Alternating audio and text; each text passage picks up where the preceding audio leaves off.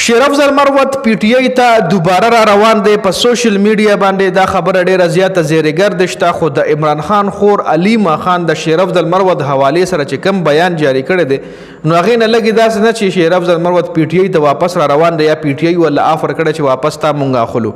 ځکه د عمران خان خور چې کوم بیان د شیر افضل مروت حواله سره جاری کړی نو هغه نه به تاسو خپل اندازو شي چې دا خبره دروغ ده چې شیر افضل مروت پی ټی آی ته واپس را روان دی.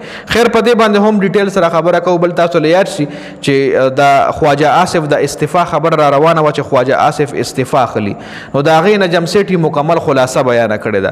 نجم سیټي داغه مکمل تفصیل بیان کړی د مکمل حقیقت ښکارا کړی چې خواجه آصف ول استعفا اشتول حکومت ته دمکیانه ورکولې نو په دې هم ډیټیل سره خبره کو.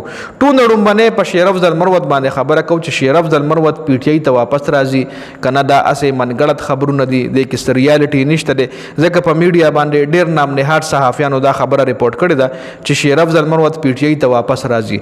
خو شیر افضل مروت حواله سره علیما خان د عمران خان خور عجیبه بیان جاری کړی دی او دې بیان نه پس لګی دا سن چې شیر افضل مروت واقعي پی ټی آی ته واپس کیږي. ځکه علیما خان ویلي دی چې شیر افضل مروت حواله سره هغه نه په یو انټرویو کې تاسو شو چې آیا شیر افضل مروت رشا واپس راځي پی ټی آی ته. ځکه شیر افضل مروت تیر شوي درې څلور میاشتې چې هغه کم بیانات جاری کړي دي کې د عمران خان فیملی حواله سره هم هغه بیانات جاری کړي دي د عمران خان خلاف یا د عمران خان د پټای خلاف د غس چرته ناچرته څه بیان راغلی دی. نو په هغه باندې علیما خان چې کم دی هغه بیان جاری کړی دی.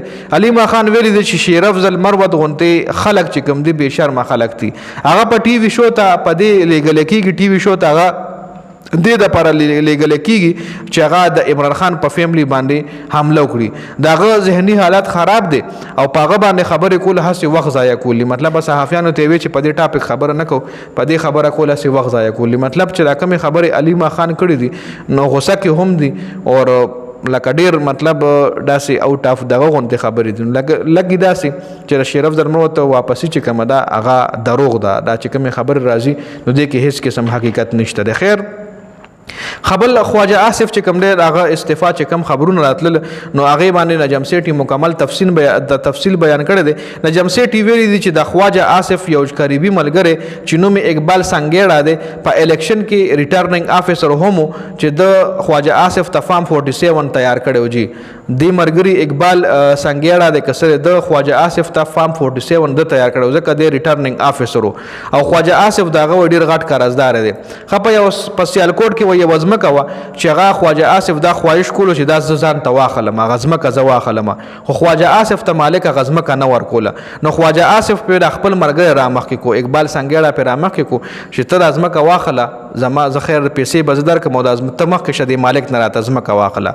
نو مالک چې کم د ازمکه نه خرصوله دای په زور زبردستی کړی وي نو بیا پدې کې بیا د اغه چې کم ای سی ډی سی دای پیرا اکټیو شي وي دي او دغه اقبال سنگیړه چې کم دغه گرفتار کړی دی. نو دغه گرفتاری نه پس بیا خواجه آصف خپشه او چې دا خو د ما مرګره تاسو ولې گرفتار کولو او زبا استعفا ورکما خپل پرایم منسٹر ته شهباز شریف ته خط هم لیکلو د استعفا. نو خواجه آصف د سیالکوټ په بیوروکراسي هم الزامات لګول. سیالکوټ چې کوم سی ډی سی نو په هغه حواله سره خواجه آصف وی چې دای په پرتګال کې جایدادونه دي لکه یو طرف له چې هغه د ای سی ډی سی اکټیو شو د ملګری گرفتار کو نو دلته نه په خواجه آصف دغه خلاف بیانات جاری کړ چې دای په سیال د دای په پرتګال کې جایدادونه دي. نو کوس چرې د ای سی ډی سی انویسټیګیشن کیږي چې دای په پرتګال کې جایدادونه دي نو تل د خواجه آصف حلقه هم کولاویږي ځکه د خو الیکشن بایلل په فارم 47 باندې د په ډیسیډ باندې ناشوي دي. نو دا په دې ویډیو کې اپډیټس جدي حواله سره استاد سره لري خپل رائے موږ سره په کمنټ کې ضرور شریک کړئ.